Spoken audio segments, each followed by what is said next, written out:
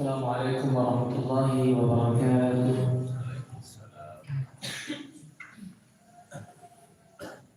الحمد لله رب العالمين،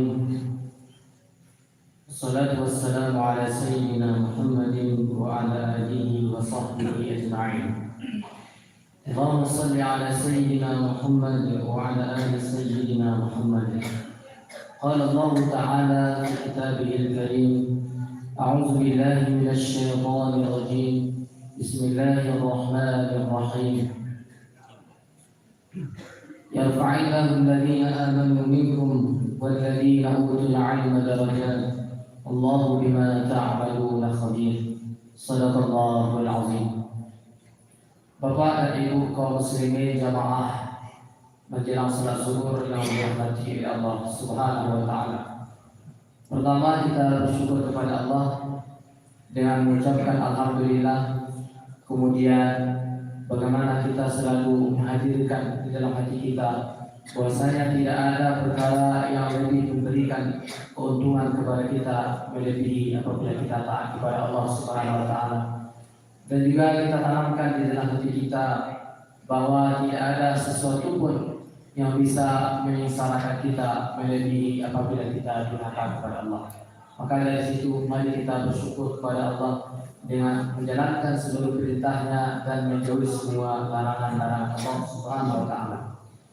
Kemudian salawat dan salam kita hadirkan kepada baginda Nabi Muhammad sallallahu alaihi wasallam. Jangan memperbanyak bersalawat kepada beliau. InsyaAllah kajian untuk kita pada kesempatan kali ini adalah melanjutkan kajian kita pada beberapa minggu yang lalu, yaitu kitab At-Tibyan fi Adab Hamalatul Quran, tentang bagaimana adab kita ketika kita berinteraksi dengan Al-Quran. Al-Babul Khamis fi Adab Hamilil Quran. Ini adalah bab yang kelima yang menjelaskan tentang adab hamilul Quran. Kalau kita artikan secara tekstual, ini maknanya adalah para hafizul Quran, yaitu para pembawa atau penghafal Al-Quran.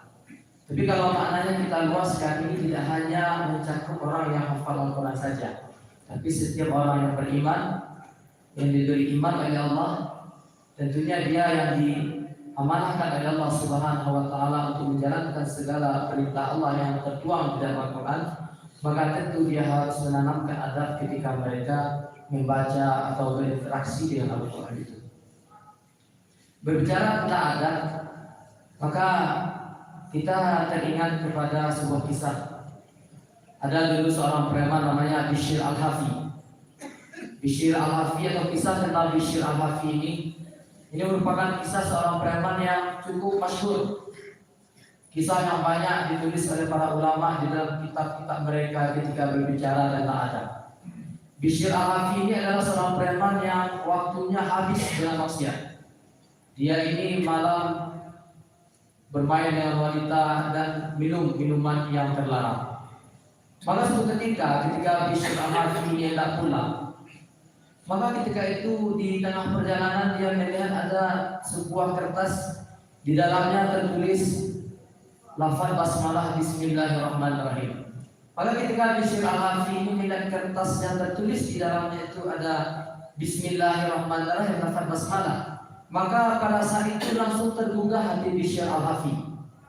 Hatinya langsung tergugah, mengambil kertas yang terlantar itu. Dahulu dia masukkan ke dalam sakunya. Lalu kemudian ketika dia pulang ke rumah, maka kertas itu diberi minyak wangi, lalu diletakkan di tempat yang tinggi. Dia muliakan karena di dalamnya ada lafaz Allah, Zat yang Maha Agung. Maka Allah Subhanahu wa taala melihat bagaimana adab dari Bishr Al-Hafi. Walaupun awalnya beliau adalah seorang preman yang banyak waktunya diisi dengan perbuatan-perbuatan yang tidak layak sebagai seorang muslim, berzina, kemudian minum minuman yang haram. Maka pada ketika dia tidur kemudian bangun, maka Bishr Al-Hafi langsung berubah 360 derajat, dia menjadi orang yang baik. Maka dikatakan beliau menjadi salah seorang ulama pada saat itu. Langsung berubah dia. Itulah salah satu bentuk daripada apabila kita ini memiliki adab kepada Al-Quran. Kita teringat dengan sebuah firman Allah Subhanahu wa taala di dalam surah Al-Hajj. Kata Allah, "Wa may yu'azzim sya'airallahi fa innaha min taqwal qulub." Siapa saja yang mengagungkan syiar-syiar Allah, maka itu merupakan salah satu ketakwaan hati. Baik itu Al-Quran ataupun apa saja yang berkaitan dengan agama ini. Kalau kita agungkan, maka itu salah satu daripada indikasi ketakwaan hati kita. Maka hubungannya dengan kajian kita pada saat ini yaitu tentang Al-Quran. Maka tentu kita sebagai seorang mukmin harus menjaga hubungan kita, adab kita dengan Al-Quran, karena itu merupakan salah satu daripada bentuk ketakwaan hati kita. Imam Nawawi mengatakan, wa min adabi ayakuna al-akmal ahmari wa akramis syama'ili. Jadi di antara adab seseorang ketika berinteraksi dengan Al-Quran itu adalah ayakuna al-akmal ahwali wa akramis syama'ili. Dia harus berada di dalam situasi atau kondisi yang sangat sempurna. Maksudnya dia harus memiliki akhlak yang baik. Karena Al-Quran itu ketika Rasulullah ditanya, ketika Aisyah ditanya, kaifa kana khuluqu Rasulillah sallallahu alaihi wasallam? Wahai Sayyidatina Aisyah, bagaimana akhlak Nabi Muhammad sallallahu alaihi wasallam itu? Maka kata Rasulullah, kana khuluquhul Quran. Akhlak Rasulullah itu adalah Al-Quran. Maka ketika kita sebagai umat Nabi, umat yang diamanahkan Al-Quran sebagai petunjuk, maka tentu kita harus memiliki adab sebagaimana dituangkan oleh Allah Subhanahu wa taala di Al-Quran. Kemudian wa ayyarfa'a nafsahu an kulli ma al-Qur'an al-ijlala lil-Qur'an. Jadi ketika seseorang itu telah seorang mukmin, maka dia harus mengangkat dirinya dari segala apa yang dilarang oleh Al-Quran. Karena Al-Quran itu merupakan kitab yang bisa menyesatkan, dan Al-Quran itu juga kitab sekaligus kitab yang memberikan petunjuk. Di dalam sebuah hadis Rasulullah dikatakan, Inna Allah yarfa'u bihi qauman, Allah mengangkat derajat satu kaum dengan Al-Quran, wa yadha'u bihi akharin, dan merendahkan derajat satu kaum pula dengan Al-Quran. Tentu yang direndahkan oleh Allah Subhanahu wa taala dengan Al-Quran ini adalah mereka yang tidak menjaga adab dengan Al-Quran. Maknanya segala apa yang diperintahkan dan dilarang oleh Allah dalam Al-Quran dia langgar. Maka ini salah satu bentuk daripada tidak menjaga adab terhadap Al-Quran. Kemudian wa yakuna masunan an danil iktisabi syarifan nafsi. Kemudian orang yang diberi anugerah oleh Allah Subhanahu wa taala Al-Quran dan biasa berinteraksi dengan Al-Quran, jangan pernah melakukan perbuatan-perbuatan yang buruk. Dia harus menjaga wibawanya sebagai seorang mukmin. Kemudian mutawadi'an lis-shalihin. Orang yang diberi Al-Quran oleh Allah Subhanahu wa taala, dia harus memiliki sifat tawadu kepada orang-orang saleh. Kalau kita pahami daripada teks yang dikemukakan oleh Imam An-Nawawi ini tentunya adalah orang-orang yang barangkali kesibukannya adalah Al-Quran. Mungkin sederhana adalah seorang ustaz. Mungkin dia mengkaji Al-Quran, maka seorang ustaz tidak boleh dia itu dalam hatinya ada rasa sombong kepada orang-orang lain, merasa dirinya lebih pantas. Wa yakuna mutakhasyian. Orang yang diberi oleh Allah Subhanahu wa taala Al-Quran, mutakhasyian, dia harus dalam keadaan khusyuk terus. Maksudnya dia harus selalu ingat kepada Allah Subhanahu wa taala, ingat terhadap kampung akhirat. Karena khusyuk kata Allah Subhanahu wa taala di dalam Al-Quran adalah alladzina yazunnuna annahum mulaqu rabbihim wa annahum ilaihi raji'un. Adalah orang yang meyakini tentang kepastian perjumpaannya dengan Allah Subhanahu wa taala. Itulah orang yang khusyuk. Dia yakin dia akan kembali kepada Allah. Itulah orang yang khusyuk. Maka orang yang diberi oleh Allah Al-Quran, maka hatinya selalu seperti itu. Karena dalam sebuah hadis mafhumnya, karena akan datang satu zaman di mana nanti ada orang yang senantiasa lidahnya, alunan suaranya selalu melantunkan Al-Quran, akan tetapi itu hanya sebatas di tenggorokannya saja, tidak masuk ke dalam hatinya. Akan datang satu kaum seperti itu, mereka tidak paham apa yang mereka baca.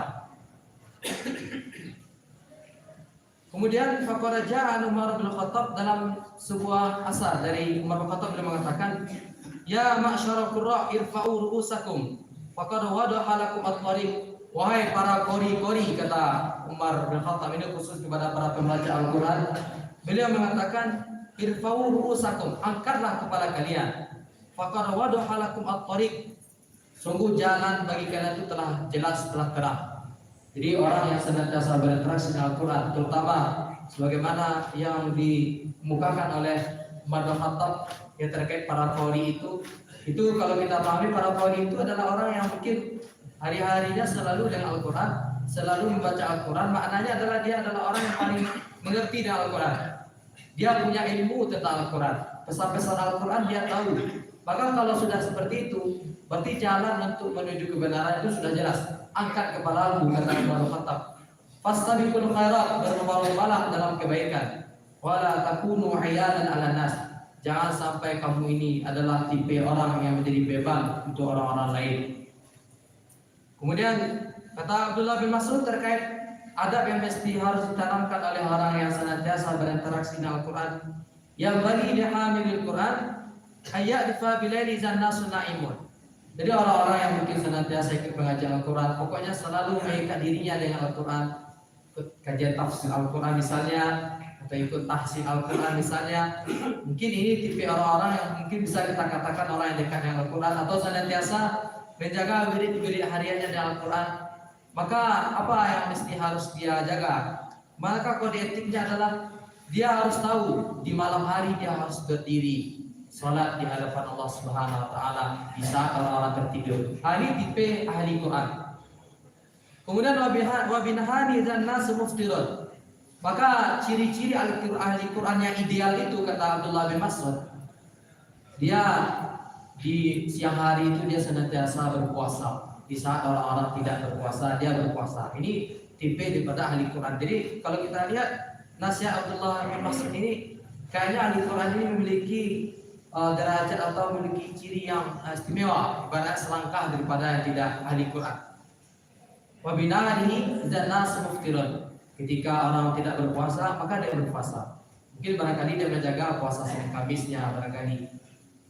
Wabi husni dan nas yang orang yang memang betul-betul ahli Quran itu. Jadi kita tidak mempersempit makna ahli Quran ini adalah orang yang hafal Quran, tapi dia adalah wabi husni dan nas yang ketika orang bergembira, orang lupa dengan agama, lupa dengan perintah-perintah Allah, dengan begitu senang-senang saja dia, padahal akhirat itu maut itu pasti akan datang kepada mereka. Tapi orang yang betul-betul larut dengan Al-Quran, maka dia bersedih. Wa bi buka'i zan nasu yadhakun. Kemudian dia selalu menangis.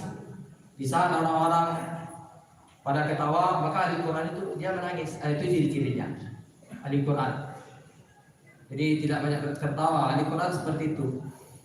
Kemudian wabi sumti dan nasu yakhudun. Maka ahli Quran itu salah satu tipe ideal ahli Quran yang dikemukakan Abdullah bin Mas'ud adalah dia senantiasa banyak diam daripada berbicara. Yakhudun. Di saat orang banyak bicara, dia lebih menjaga ucapannya. Karena orang kalau banyak bicara, maka akan banyak salahnya. Orang kalau banyak salahnya pasti banyak dosanya. Kalau banyak dosanya tentu perlu direndam dulu di dalam api neraka. Karena kata Rasulullah SAW, bahwasanya aku akan menjamin surga terhadap apabila kamu bisa menjaga dua perkara.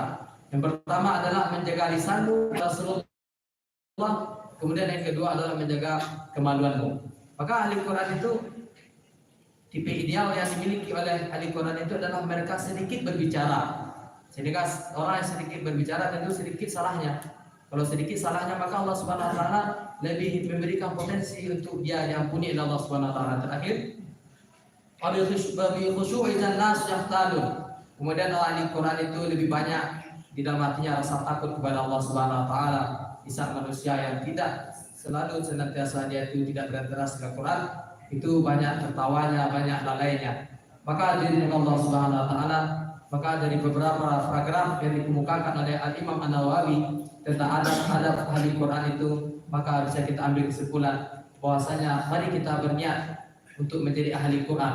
Ahli Quran itu tidak hanya maknanya orang yang hafal Quran, tapi setiap orang yang betul-betul berpegang dengan Al-Quran, apa pesan-pesan Al-Quran diamalkan, maka dia pantas menjadi ahli Quran.